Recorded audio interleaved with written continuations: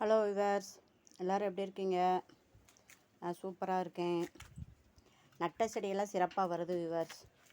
இங்கே பாருங்கள், இதில் வந்து பீக்கங்கொடி வெட்டினோம்ல, உள்ளேயே ஒரு இந்த செடி வருது பாருங்கள், கொளிஞ்சி செடி வருது. அதேமாதிரி இங்கே பாருங்கள் விவர்ஸ், சீனி அரக்காய் செடி, சீனிக்கிழங்கு எவ்வளோ சூப்பராக வருதுன்னு பாருங்கள்.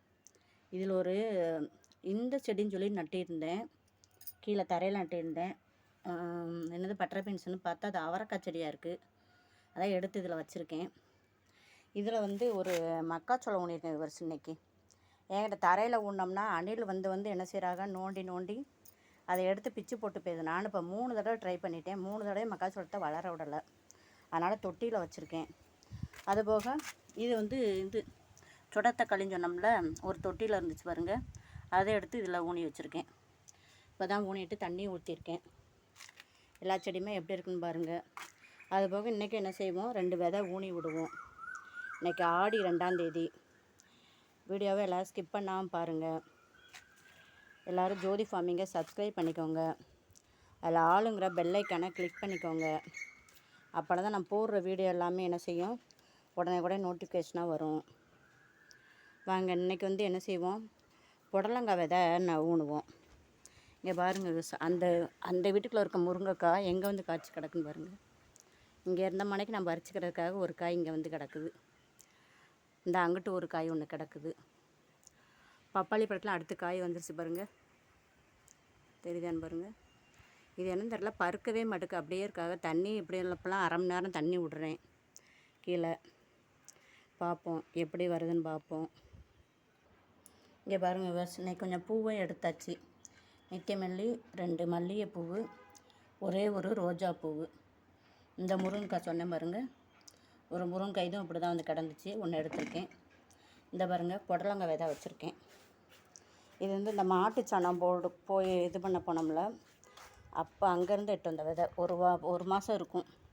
இது என்ன செஞ்சு விட்ருவோம், நம்ம இதிலே நட்டு விட்ருவோம். முளைச்ச பிறகு தனி க்ரோ பேக் போட்டுக்கிடுவோம். ஏன்னா அடுத்து புடலங்காவும் நம்ம காய்க்க ஆரம்பிச்சிடும். ஆடி 2ஆம் தேதி 2 புடலங்காய், மக்காச்சோளம் எல்லாம் ஊனியிருக்கும். இங்கே பாருங்கள், ஊன செடியெலாம் எவ்வளோ சிறப்பாக இருக்குன்னு பாருங்கள்.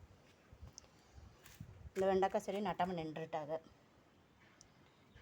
இது பொன்னாங்கண்ணி கீரை.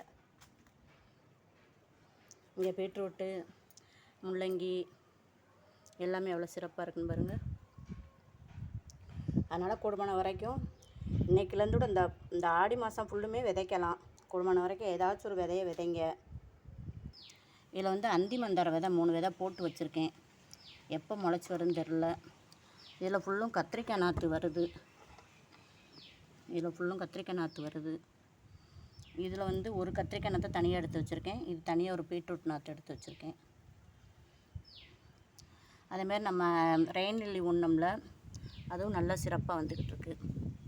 இங்கே பாருங்கள், இந்த அந்தி மந்தாரே சிறப்பாக வந்துருச்சு பாருங்கள், நல்லா சிறப்பாக வந்துக்கிட்டு இருக்கு. இதெல்லாம் ரெயின் லில்லி பாருங்கள், நட்ட கிழங்கு எல்லாமே முளைச்சிருச்சு. இதில் ஃபுல்லும் நேற்று எடுத்து வச்சேன்ல, இதுவுமே நல்லா எல்லாமே சிறப்பாக நல்லா மண்டையை தூக்கிட்டாங்க. முதல்ல சாஞ்சி கிடந்துச்சில்ல, இன்னைக்கு கொஞ்சம் செலிம்பாயிட்டாங்க. வீடியோ பிடிச்சா லைக் பண்ணுங்கள், சப்ஸ்கிரைப் பண்ணுங்கள் ஜோதி ஃபார்மிங்க. இங்கே பாருங்கள், மல்லிகைப்பூவில் எத்தனை மொட்டு வச்சுருக்குன்னு பாருங்கள். 6, 7, 8 மொட்டு வச்சுருக்காங்க. எவ்வளோ சிறப்பாக வந்திருக்கேன் பாருங்கள். நம்ம வளர்ப்புகளுக்கு ஒரு சேனல் ஆரம்பிச்சிருக்கோம், ஜெர்சி மாரன் வேர்ல்டுன்னு. அதையும் சப்ஸ்கிரைப் பண்ணுங்கள், கமெண்ட் பண்ணுங்கள். மழை காற்றடிக்கு விவர்ஸ், உங்கள் ஊர்லலாம் மழையான்னு சொல்லி கமெண்ட் பண்ணுங்கள். நான் மழையை தான் எதிர்பார்த்துக்கிட்டு இருக்கேன். மழை பெஞ்சுன்னா சரி, விதைச்ச விதையெல்லாம் முளைக்காமல் இருக்கும் பாருங்களா, அந்த விதையெல்லாம் சடார்னு முளைச்சி வந்துடுவாங்க. சூப்பரான மழை தண்ணி பட்டோன்னு டக்குன்னு முளைச்சி வந்துடும். அது மாதிரி ரெயின் லில்லிலாம் டக்குன்னு பூக்க ஆரம்பிச்சிருவாங்க. தேங்க்யூ.